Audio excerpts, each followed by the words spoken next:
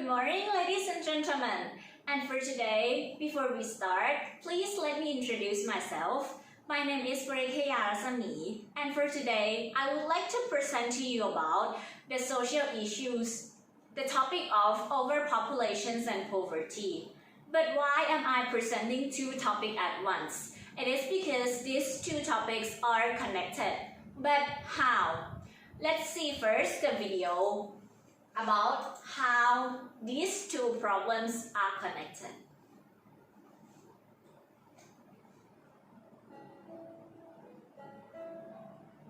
This is Zambia, a country in southern Africa with a population of 14 million and, coincidentally, where I live. With the 8th highest population growth in the world, Zambia's population is expected to double by 2035. This means that in that year, the number of people living in poverty in Zambia will reach about 19 million. That is approximately the total current population of Denmark, Norway, Finland, and New Zealand combined. However, this problem is global. By 2050, it is estimated that the world population will reach 9.7 billion. Right now, every fifth person lives in extreme poverty. As the world population increases, resources are consumed, sustainability is reduced, and the job market is ever more crowded. Change is needed, whether trade, education, or aid. Everyone help today. And that's how the two problems, the two issues are connected. We will start with the first issue, poverty. What is poverty? Poverty is when human lack of basic needs, which are food, clothing, shelter, which divided into two types. Firstly is poverty occurs when people cannot obtain adequate resources. And second is poverty occurs when standard of people living lower than level determined by government. Basic information on poverty. Nearly half of the world population, which is more than 3 billion people, live on less than $2.5 income a day. Can you imagine yourself? If we make it into Thai baht, it will be about 7 to 80 baht a day. Can you live with it? You cannot even afford a meal for a day. It can be 7 or 80 baht, maybe 2 meals, but how about dinner? And more than 1.3 billion live in extreme poverty of less than 1.25 US dollars income a day. 1.25, it's about 40 to 45 bahts right now, based on the currency exchange.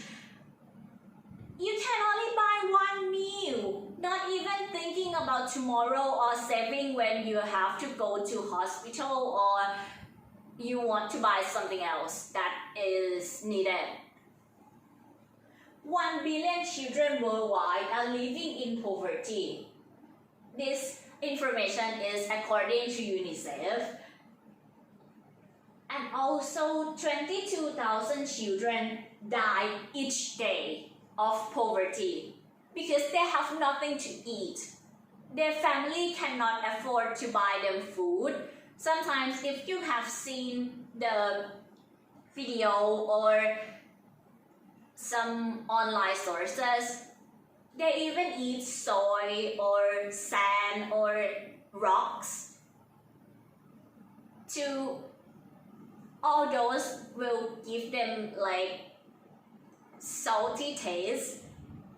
Just it's a very poor thing. And finally they will die of hunger or maybe die of suffering. And 805 million people worldwide do not have enough food to eat. So poverty and lack of food is also connected. It can be called the same problem because when population increase, the needs of food is also increased. But it is a demand and supply. Like when there are more people want to buy things, of course the supply will go up, which means the price will also go up. And you have only 40 baht, 1.25 US dollars. What can you buy? You cannot afford food for your whole family. So sadly, they do not have enough food. And more than 750 million people have lacked adequate access to clean drinking water. How important is water? You know it yourself. People may live without food for weeks, but without water, no less than 3 days. But they have no access to clean drinking water. Their drinking water color is muddy or brownish, which is not clean. When they drink it, they will have diarrhea. And if they have sickness, they cannot go to work, and it's end up having nothing to eat again. It's like in a cycle. So now we will talk about the cycle of poverty. The cycle of poverty appears to mostly poor families. Like your previous generation, great-great-great-grandfather is poor. And then your grandfather, your father, and then you. It's still poor. Because of what? They have lack of chance or opportunity. It starts with economic decline and become low personal income. When they have low personal income, they cannot even afford for food. How can they afford to send their children to school? So their children or the next generation have no knowledge. Without knowledge, how can you work? You can only do labor work that will get only 1.25 or as much as 2.5 to 2.5 US dollars, or maybe less than that a day. And then when you lack of education, as I say, you'll be unemployed. Of course, only labor work and low national productivity, and then it will end up in cycle of economic decline. So poverty has their cycle. So mostly they occur in poor family, and then it move on to generation. People in poor family tends to have less opportunity, and because of their lack of education, they do not have a chance to improve or upgrade themselves or help making their family better. But there are still possible solutions, which I am about to talk. It can happen, but actually it needs a great help. Because of course it's a worldwide issues. It's also a large issues and a serious issues. But ending poverty is not impossible. We can do it if we creating good jobs and maybe raising wages. But it still depends on the government of each country. Another possible solution is that you funding or donating money for those children to have better education. By having better education, they have better chance to improve themselves, to give themselves a chance to make more money and do not end up in poverty anymore. Let's move on to the next topic, which is connected to poverty. It's overpopulation. What is overpopulation? The definition is an undesirable situation where the number of populations overflows above Earth's valency and the exponential amount is uncontrollable. In short, it means that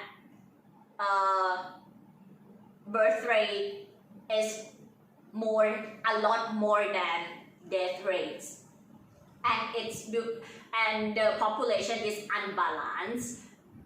So it's called overpopulation, which means there are too many people in the world. Causes: firstly, decline of death rate because of better healthcare nowadays, so death rate is delayed. Advancement in facility treatment, just like I said, healthcare, medicines, immigration. People moving from poor country or country in problem of war or in a war zone, they're trying to move into a better country. So that country will have a problem of overpopulation due to immigrants. Lack of family planning, teenage mom, teenage pregnancy, that's the problem. Because they do not have family planning. They don't plan. Firstly, I have to say this, because of their lack of education, they do not know how to plan the family or how to control birth rate. In general, meaning is that some of them don't even know how to use condom or how to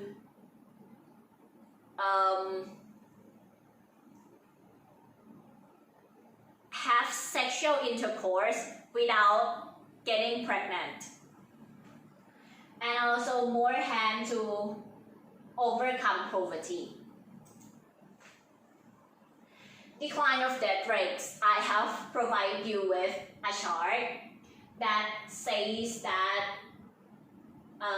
death rates is decreased since 2000 to 2014. You see it's decreased, not dramatically, but it increased constantly, and it still increased until now, 2020. Poverty. It's connected to overpopulation. So lack of education, so lack of family planning, and creates teen pregnancy.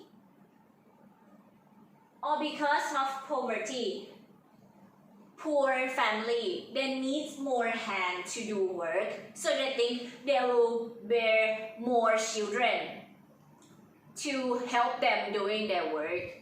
But more children means more needs of money, needs of food, need of so many stuff. But they just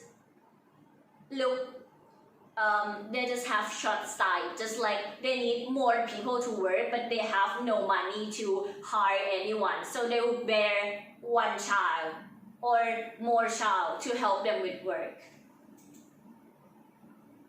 And that will bring you back to overpopulation problem plus poverty. The effect of that is that the depletion of natural resources. More people means more use of natural resources. Forests will be deforested because they need more land to do farming, to build a house, to use lands to do stuff. Degradation of environment. Of course, people just throw trash everywhere and do not even care about the environment much. More use of plastic bags and other pollutions, air pollution, land pollution, and other pollution which I will not mention deeper because it's not the main focus of us. And conflicts and wars. Of course, more needs of land means people need to fight for it, or natural resources. When one country is lack of natural resources, if they cannot solve it nicely, it will create it will declare war or conflict between nations. Or maybe it's not that huge of a picture, but it may be like a tribe or a group of people getting fight and end up dying. Rise in unemployment because of overpopulation. So many people, so many graduates. So there's not enough work for them to apply for. So they become unemployment. And high cost of living. For example, I'll give an example for like in Hong Kong. Cost of living in Hong Kong is quite high. If you want to rent a house, you get a very small room in a very large price. So that's also called a high cost of living. Not to mention the price of food and drinks and clothing and other simple needs of human daily life. Problems in world economy, of course. More people, more problems. But there is also a solution for every single problem. But we need to help each other in order to solve this. We need everyone in the world to help, because this cannot be solved by one or two or just a small group of people. We need to help each other. First, giving better education. Education is very important. Better education means better opportunity to move on from poverty, to have more knowledge about sex education, so they can plan their family.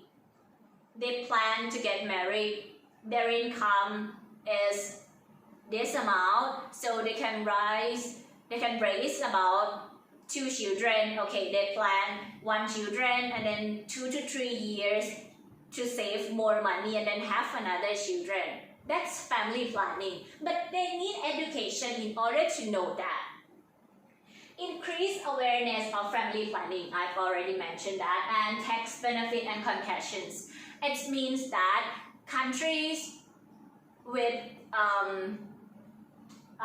good economy should give tax benefits to their people. Like, you can say it's like collecting from the rich and give it to the poor, something like that. And this is my references.